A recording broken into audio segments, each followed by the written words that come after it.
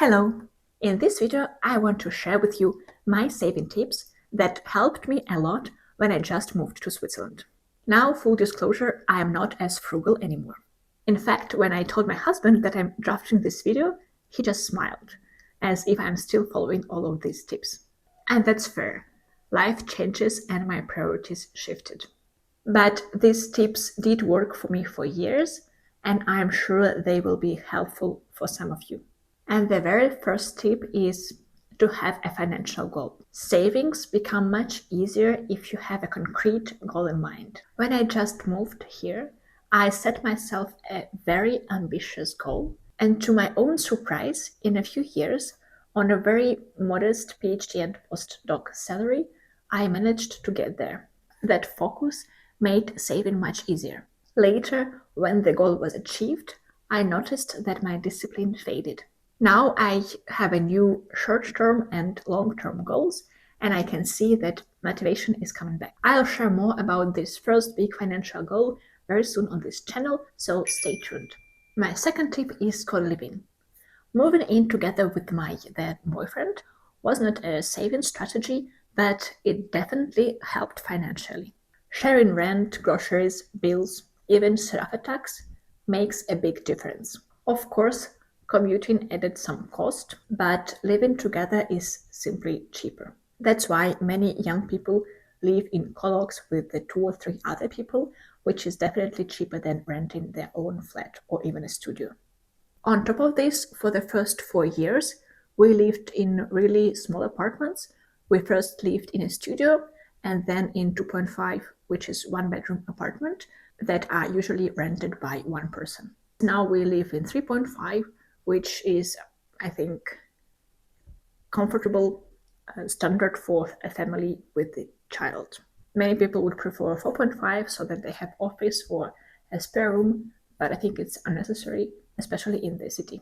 The next tip might be a bit controversial, but it is living close to your work. Walking distance to work not only saves money, but also time and doubles as my daily exercise. And now having a kid, I can confirm that it's much easier if at least one of us works in the same place where we live, because I feel much safer. I have a peace of mind knowing that I'm close to my work and I'm close to my son if I need to urgently pick him up from the daycare. Now let's move from some housing to groceries. When we just moved to Switzerland for first 2 years or so, we did groceries exclusively in Aldi and Lidl. I really couldn't imagine paying Coop and Migros prices back then. These days I became more Coop Migros person, but I also like to mix. I like some products in Coop, other products in Migros, and I also go to Aldi for the stuff I prefer from them. And every time I go to Aldi, I'm again reminded that it's actually cheaper than Migros and Coop. Another saving tip on groceries would be using such apps as Too Good To Go or grocery discounts when they put red or orange stickers for the products that expires today or tomorrow. I also have all the loyalty apps from Coop, Supercard, Migros, Cumulus. I think that those apps can save you some money with this cashback, with these points and kind of cashback, but I feel like they make me buy more, and that's basically the purpose of those apps. Talking about cashback, I also have a cashback credit card from Zembra. It gives me 1% cashback on Coop, Migros and SBB, otherwise 0.3%, but make sure you do all the payments on time and use credit card responsibly. The next tip is meal prep. We bring lunch to work most of the time. For me, I don't think it saves much because lunch in my canteen costs 10 francs, which is not that expensive. But for my husband, lunch is around 20 francs, so it does help saving. Plus, I like having control on what we eat. Next tip is on restaurants and takeout. We rarely go out to eat. In the beginning, it was mainly for saving, but later when we started to go more often, I realized that I don't enjoy it that much, and I feel they are overpriced for what they offer. Instead, we go only for special occasions, and then we choose an exceptional, very nice place where we really enjoy our food and time. Then takeout and delivery we do maybe a few times a year. Next one is no alcohol and bars. Despite of my wine fridge on the background, we don't really drink that much, maybe 2 to 3 bottles per month, and we don't go to the bars because I just don't understand their purpose. Next tip is simple holidays. Being in the middle of Europe makes it quite easy to find affordable places to go for holidays. We have 3 to 4 small to average holidays per year. We usually keep our holidays simple and don't overspend. The next tip is that we don't have expensive hobbies. Our hobbies are very simple: gym, walks, small hikes, time by the lake, or swimming pools. Switzerland is full of natural beauties, lakes, mountains, and picnic areas.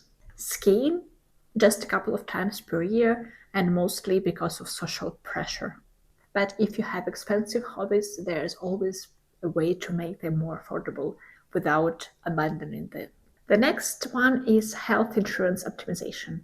And we're approaching this time of the year when insurances are sending us new premiums.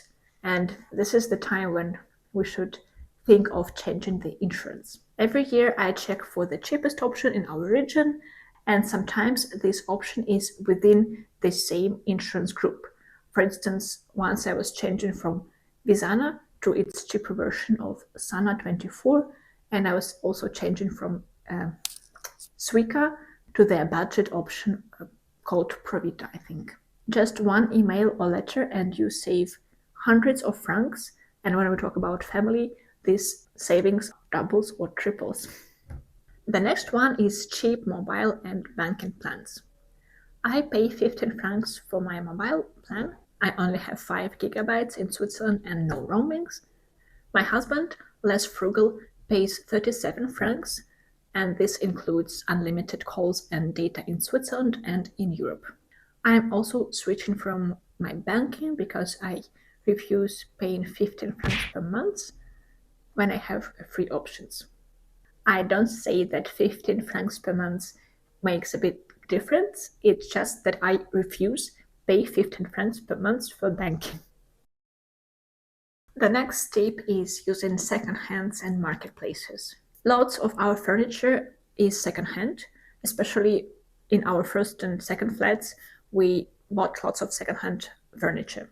And since there is a huge turnover of expats in Switzerland, it's quite easy to find decent furniture on marketplaces. You might need a car, and if you don't have it, you might need to ask someone or to rent mobility, but it's still cheaper than buying a new furniture. Same goes with the kids' stuff. I'm a lucky one. I have a cousin who has a bit older son, and she gives me lots of his stuff. For my son, also with friends and colleagues, we try to share kids' stuff and clothes. And if you don't have friends and colleagues with the kids, you can always opt for marketplace, where you can find lots of stuff from other people for a fraction of price. While editing, I realized I forgot one of the most contributing tip, which is not having a car for a long time. For the first 6 years, we didn't have a car, although my husband was working in another city 70 kilometers away. Back then, we fully relied on public transport.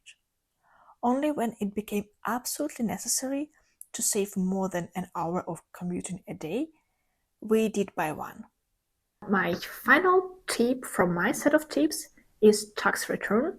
And this year we've got a huge tax return, and I think I will make another video. Even when taxed at source, since we had Permi, filling a tax declaration was worth it. Every year we got back a couple of thousand, and this year we've got almost 6,000 back. There are also other tips that I personally have never used, but I know about them from other people. And those are rent deduction. If you check your rental contract, you can find an interest rate for which the rental price was fixed. And if it goes down, the current interest rate goes down, you can request a rent reduction for the next term of your contract renovation. There's also a website where you can put your current rent, the interest rate which was fixed, when it was fixed, and then it calculates whether you can ask for reduction or not. I've never done this, but you can check and try. Another one is subsidized flats. You can apply for those in some communes. I know in Lausanne, you are eligible for the subsidized flats after you live here and work here for 2 or 3 years. And those flats are in buildings that are owned by city, I think, and the rent there is kind of cheaper than on the market. For traveling by train, you can buy a municipal saver day pass. So it's the same day pass, but from your commune or any other commune. You can check this website to find the place where you can buy those. But those you have to buy in person, while regular saver day pass you can buy from the app. Another one is subsidized health insurance. If a household income is below some threshold, you can apply for subsidy or some refund on your health insurance, and I think the commune will cover some part. I don't know how this works, I just heard it from other people. And the final one that I personally don't do is groceries abroad.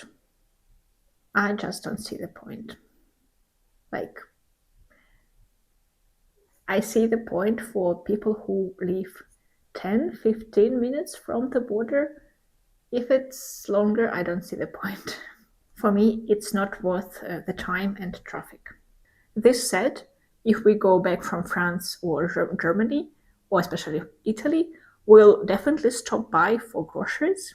And it's not that much for a saving purpose, but more for better variety of products. But we only do this if it's kind of on our way. Since prices are high everywhere, I don't think you can save much if you go to France. Maybe I say this as a person who doesn't eat meat much. So these are all my saving tips, or I should better say my saving history. Some of them I still follow, some not. But all of them helped me at some point. I hope you found something useful here. Let me know in the comments which tips you already use and which you would like to try. And also maybe share in the comments the tips that you have and I haven't mentioned. Thanks a lot for watching. Like this video if you like it. Don't forget to subscribe for more. And I see you in the next video. Until then, take care.